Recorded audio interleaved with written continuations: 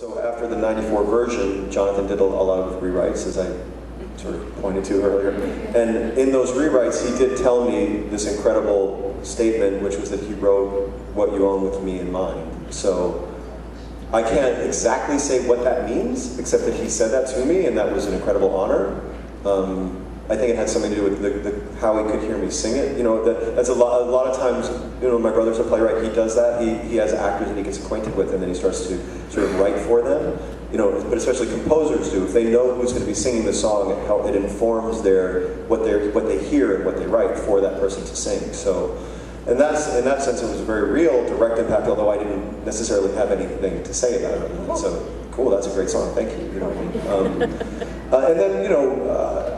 Again, there might have been other ways like that as Jonathan was going about his rewriting, that maybe there were some things that I did in the earlier production that inspired how he thought about other things in the role. I don't know. He never really shared that with me.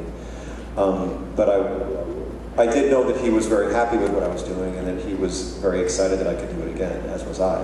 From after doing the workshop, the thing I was telling everybody that I knew was like, I'm going to be doing this really cool thing, and I think it's going to make kind of a splash. So I didn't know, of course, it would go on to Broadway and run for 12 years and win the Pulitzer Prize and all that stuff, but I knew that it was something very, very special and powerful and unusual in every way for musical theater, especially then.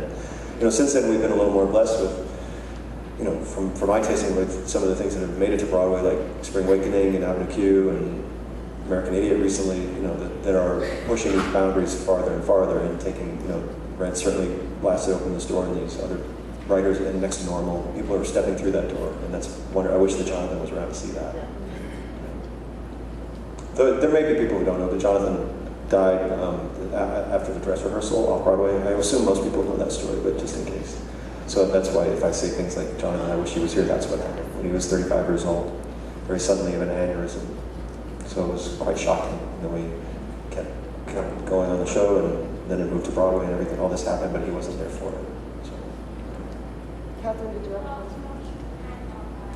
question? Okay.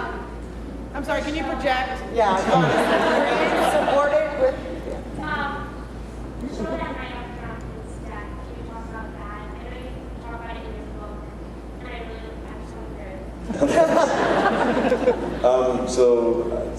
the night that we had our dress rehearsal, which was really good for, you know, sometimes people who aren't in the theater may or may not know, but dress rehearsals is the first time you really do the whole show with costumes and lights and everything, top to bottom, hopefully without stopping, but it's for an invited audience. You invite your friends and family, or, you know, people in the industry, people that you know that you can trust, that will give you honest feedback, but will also be supportive and understand the nature of the thing. So we had a full house that night for our dress rehearsal, and it was, Jonathan hadn't been feeling well. He'd been to the hospital a couple times, but certainly had no idea that he was necessarily close to death by any means. And the dress rehearsal went really, really well. There was like a huge standing ovation, and after I came out from backstage, I was like looking for him. I wanted to talk to him, and he was surrounded by people. Like usually after a show, if anybody's going to get surrounded, it's the actors maybe, but people like try to find him, which is kind of incredible that, you know, 20, 30 people just surrounding him, just wanting to talk to him. And they weren't just his friends, believe me, they were people that he didn't know. So I was like looking for him, I couldn't find him, except for that, you know, crowd, and then later he was gone. I was like, where is he? And well, he was talking to a writer from the New York Times. They had just sent somebody, it happened to be the 100th anniversary of La Boheme, which was, you know, kind of a coincidence. And they thought, that's interesting, there's this rock version of La Boheme happening. Why don't you go, you know, check it out just so you can include it in your article. And it wasn't a critic, he wasn't meant to review it, but he was actually a classical music writer, but he was so blown away by what he'd seen that he asked Jonathan to sit with him for an on-the-spot interview. So if you're a writer in New York trying to make it in theater, which Jonathan had been doing now for 13-ish years or so, which is quite a long time, without a lot of success, an interview with the New York Times is a very good thing. For better or for worse, the New York Times has a lot of power in our industry, and so there was this nice triple crown thing of the audience having this amazing reaction and surrounding him like he was a rock star, and then the New York Times asking him to sit down for an interview. So all these great things that happened for him that night, And I did, I had all these things I wanted to thank him for, and I looked in the box office window where he was sitting with the New York Times writer, and they were talking for really long times, which was also a good indication that it was going well, that interview. I was like, well, I'll see him tomorrow. So I didn't really get to say goodbye to him, and the next morning we all got the phone call that he had gone home from the theater and put on a kettle on the stove to make some tea, and he had collapsed on his kitchen floor and died probably instantly from literally his heart burst from this aortic aneurysm. We got that phone call in the morning, which was the most unbelievable phone call I'd ever received, and we gathered together at the New York Theater Workshop. We were scheduled to have our first preview that night, but we decided pretty quickly not to do that. That didn't seem right. But we also decided pretty quickly that what we couldn't do was leave the theater silent. So what we decided to do was do a performance of the show for his friends and family. His parents were living in Albuquerque at the time, and they were flying into New York. But we didn't want it to have to worry about all the set changes, and the lights, and the costume changes and everything. We just wanted to be purely about his words and music. So we lined up the tables from the set, and we sat behind the tables, and we were just going to sing through the score. Have it just simply be about his words and music, and we didn't know exactly how we were going to get through it, but we knew we had to do this for us and for him and for his family and friends. So we started, and it actually kind of right away started to feel like a real performance, even though we're sitting behind these tables. But the show, as you know, if you are here tonight, the show has this incredible authenticity and power and energy, and it got us all swept up in it just as it would any other night.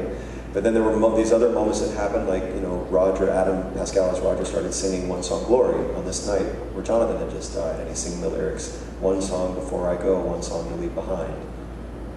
And then we, moved on through Act 1, and Act 1 has so much joy in it. By the time we got to La Vie Boheme, there was so much energy that we were all feeling that we kind of couldn't stay seated anymore. We actually got up on the table just as we would any other night. We started dancing on the tables, and just as in the show, the characters are facing all kinds of tragedy, but at the same time are not letting that stop them from living their lives fully.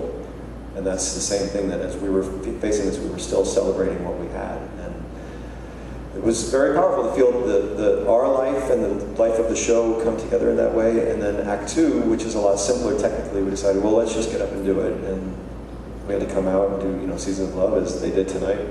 Come out right at the edge of the stage, and here we are looking right out at the audience. I see his parents, people who are in absolute shock and grief, and we were singing this song about remembering our friends who were gone. And in Act 2, everything that we were saying was perfectly resonating with everything that we were feeling from having lost our friend Jonathan. Later in the act, when I was singing Halloween, the song that Mark sings by the phone, how did we get here? How the hell?